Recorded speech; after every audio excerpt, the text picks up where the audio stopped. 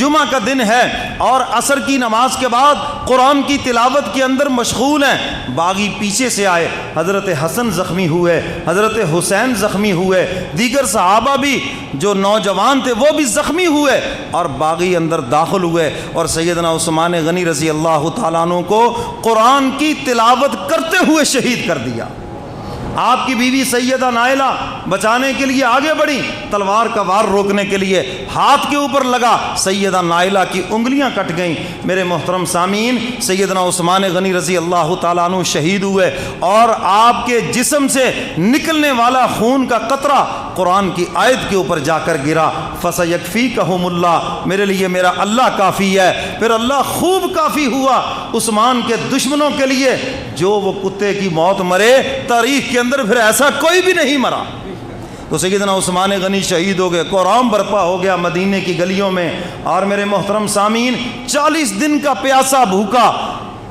جام شہادت نوش کیا، اور آگے مظلوم یہ دیکھیں کہ 2 دن تک لاش بے گور و کفن مدینہ کے اندر پڑی ہے۔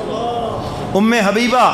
حضور علیہ السلام کی زوجہ محترمہ، جب انہوں نے 2 دن دیکھا عثمان غنی کی لاش اٹھانے کی اجازت نہیں، جنازہ اٹھانے کی اجازت نہیں، مسجد نبوی میں باغیوں کے ٹولے بیٹھے ہیں، آ کر اعلان کرتی ہے حضور کا حرم، اگر آج تم نے عثمان غنی کی لاش کو اٹھانے کی اجازت نہ دی، میں پھر حضور کا حرم ام حبیبہ اعلان کرتی ہوں کہ پھر میں آ کر عثمان غنی کا جنازہ اٹھاؤں گی، اور پھر میں دیکھتی ہوں کہ کون راستے میں دیوار بنتا ہے۔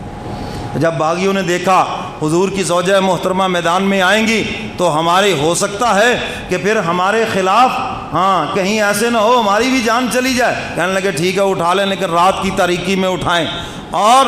چند آدمی اٹھائیں، بڑے زیادہ لوگ نہ آئیں۔ سیدنا عثمان غنی کا جنازہ رات کی تاریکی میں اسی طرح اٹھایا گیا، بغیر غسل کے، اسی خون سے لت پت، اور ان کو کپڑے میں لپیٹ کر رات کی تاریکی میں۔ اور جب مدینے کی گلیوں میں چلا، باغی چھتوں پہ چڑھ کر حضرت عثمان غنی کے جنازے کے اوپر پتھر پھینکتے رہے۔ تم نے جنازوں پہ پھول برستے دیکھے ہیں، تم نے جنازوں کے اوپر نوٹ برستے دیکھے ہیں، آؤ اس مظلوم کا جنازہ بھی دکھاتا ہوں جس کے جنازے کے اوپر بھی پتھروں کی بارش ہو رہی ہے۔ اور جب روضہ رسول کے قریب سے جنازہ گزرا، اللہ اکبر، او عاشق کا جنازہ ہے ذرا دھوم کے نکلے، عاشق کا جنازہ ہے نا، اے عاشق کا جنازہ ہے ذرا دھوم کے نکلے، او مدینے کی گلیوں میں ذرا گھوم کے نکلے، او مدینے کی گلیوں میں ذرا گھوم کے نکلے۔ سیدہ نائلہ اپنے کٹے ہوئے ہاتھ کے ساتھ چراغ اٹھائے ہوئے ہیں اور روضہ رسول کے قریب آ کر چیخ مارتی ہیں اور عرض کرتی ہیں کملی والے پیغمبر، اگر آپ روضے سے باہر آ سکتے ہیں تو آئیں اور اپنے دوہرے دماد کا حال دیکھ لیں، اور ان کے سینے سے اگر پتھر ہٹا سکتے ہیں تو ہٹائیں۔ سیدنا عثمان غنی رضی اللہ تعالیٰ عنہ کا جنازہ رات کی تاریکی کے اندر مدینے کی گلیوں سے گزر رہا ہے، اور باغیوں نے اعلان کیا کہ عثمان غنی کو جنت البقیع میں دفن ہونے کی اجازت نہیں ہے، ان کو جنت البقیع سے باہر دفن کیا جائے۔ سیدنا عثمان غنی رضی اللہ تعالیٰ عنہ کو جنت البقیع کے کنارے کے اوپر دفن کیا گیا، اور یہ اللہ کی شان، حق تعالیٰ نے جنت البقیع کو اتنا وسیع کر دیا کہ عثمان غنی کی قبر جنت البقیع کے سنٹر کے اندر آ گئی،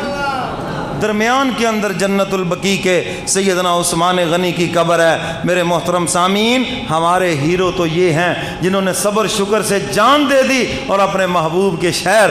مدینہ کی گلیوں کو خون ریز ہونا گوارا نہیں کیا۔ حضور نے اگر شہادت کی بشارت دی ہے تو صبر کے ساتھ اس کو قبول کر لیا۔ 18 ذی الحج کو مظلوم مدینہ، داماد رسول، ذوالبشارتین، ذوالہجرتین، ذی النورین سیدنا عثمان غنی رضی اللہ تعالیٰ عنہ کا یوم شہادت ہے، اور میرے محترم سامعین، یہی ہمارے رہبر ہیں، یہی ہمارے بڑے ہیں جنہوں نے اسلام کے لیے قربانیاں دی ہیں۔ اللہ ان کی قربانیوں کو قبول فرمائے۔ وآخر دعوانا ان الحمد للہ رب العالمین۔